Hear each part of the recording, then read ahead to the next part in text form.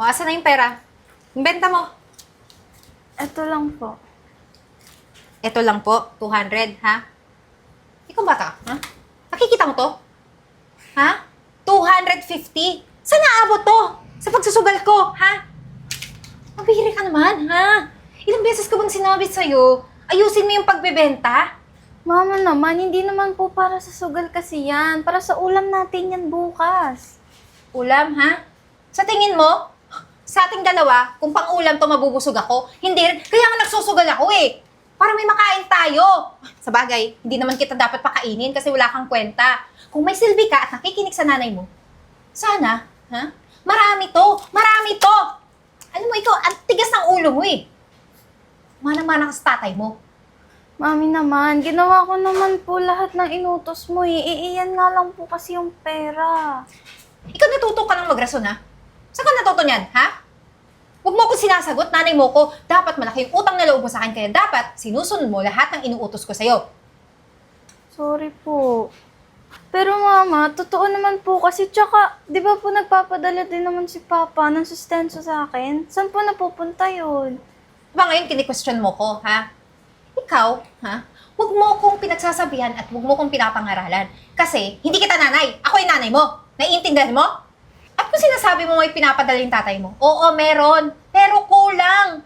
Kasi nga yung tatay mo makasarili. Yung sarili niya ang iniisip niya para sa kapakanan niya, para magbuhay prinsipe siya. Kahit ang totoo, may anak at asawa na siya. Yun lang yun. Kaya ikaw, makinig ka sa akin, ha?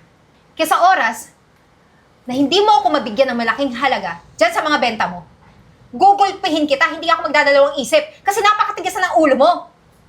Oh, ano bang hinihintay mo? Sige po, magagawan ko na lang po ng paraan. Lakad na!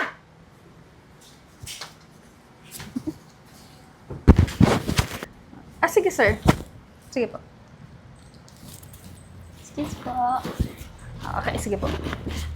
Ate, bili ka naman sa paninda ko, oh. Para makauwi na ako.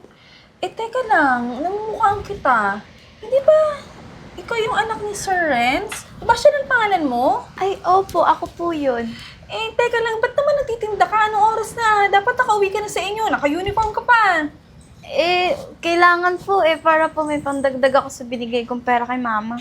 Teka lang, ba't kailangan mo naman magbigay ng pera sa nanay mo? Ano, nasa ba yung nanay mo? Ano bang ginagawa niya? Nasa bahay po. Bakit nga ikaw ang nagtitinda, hindi siya? Hindi mo naman responsibilidad na magtinda. Tsaka, di ba pinapadala ka ng tatay mo, ni Sir Renz? Sabi po kasi ni mama, hindi sapat yun eh. Kaya kailangan ko magtinda. Parang imposible naman yata yun eh. Bilang sekretary niya, alam ko kung magkano pinapadala niya sa'yo, yung dapat na para sa'yo. Alam mo, hindi tama yung ginagawa sa'yo ng nanay mo, pinagtatrabaho ka niya. Alam mo, ipaparating ko to sa daddy mo. Naku, wag po. Baka po kasi pag nalaman ni mami, sabihin nagsumbong pa ako. Sasaktan pa ako nun. Naku, nananakit pa yung nanay mo. Ako, hindi talaga pwede yan. Alam mo, huwag ka mag-alala. Ako kakausap kay sir, tapos ihahatid na kita para makauwi ka na din. Sige po. Tara na. O Kat, hindi na ba pwedeng may ipagpabukas yan? Gabing-gabi na katok ka ng katok dito sa bahay. Ay naku, Sir Renz, pasensya na. Apaka-importante talaga to nung sasabihin ko sa inyo. Kasi po, nung pauwi na ako, nakita ko po yung anak nyo, si Chanel. Si Chanel? Opo. Anong meron kay Chanel? Nakita ko, naka-uniform siya, tapos nagtitinda siya ng mga, ewan ko kung ano mga paninda niya. Tinanong ko nga po kung bakit siya nagtitinda. Samantalang nagpapadala naman kayo ng pera dun sa nanay niya bilang sustento. Ano? Pinagtitinda ni Eden si Chanel? Kahit gabing-gabi na? Opo, bukod pa dun, sabi din ng bata, sinasaktan daw siya ng mama niya or sasaktan daw siya pag hindi niya nabigay yung pera or kota na kailangan ng nanay niya. Grabe, Kat. Wala akong masabi talaga dyan kay Eden. Napakasama talaga ng ugali niyan. Kaya hindi kami tumagal eh. Kasi lagi kami nagtatalo. Tapos ngayon, kaya pala gusto niyang kunin si Chanel sa akin. Kasi yan gagawin niya. Sasaktan niya, aabusuhin niya, pagbebentahin niya. Alam mo bang hindi ko alam yan, Kat? Yun na nga din po. Yung bata nga din po, takot na takot. Sa totoo lang, ayaw niya po nga po na ipaalam sa inyo na ganun yung kalagayan niya kasi baka saktan daw siya ng nanay niya. Kaya nga napapansin ko yung kay Chanel kapag kinukuha ko siya minsan, hinihiram ko. kinakamusta ko naman siya, pero parang pag pinag-uusapan namin yung tungkol sa nanay niya, takot na takot siya. Pero Kat, maraming salamat ha. Ako nang bahala dito. Pupuntahan ko si Chanel, magdadala ako ng pulis para mahuli niya yung Eden na yan. Sige po, mauna na po ako. O sige, Asan na ulit yung benta mo? Bigay mo na agad! Bilis! Naghihintay mga Ay, mat... mami. 100, ha? Tanga ka talagang bata ka. Pinagbenta nga kita ulit kasi gusto ko marami pa yung mabenta mo. Kanina 250 tapos ngayon bumaba 100. Saan mo nilagay yung utak mo? Eh, mama, gabing-gabi na din kasi. Eh, wala naman masyadong tao. Ah, ganon.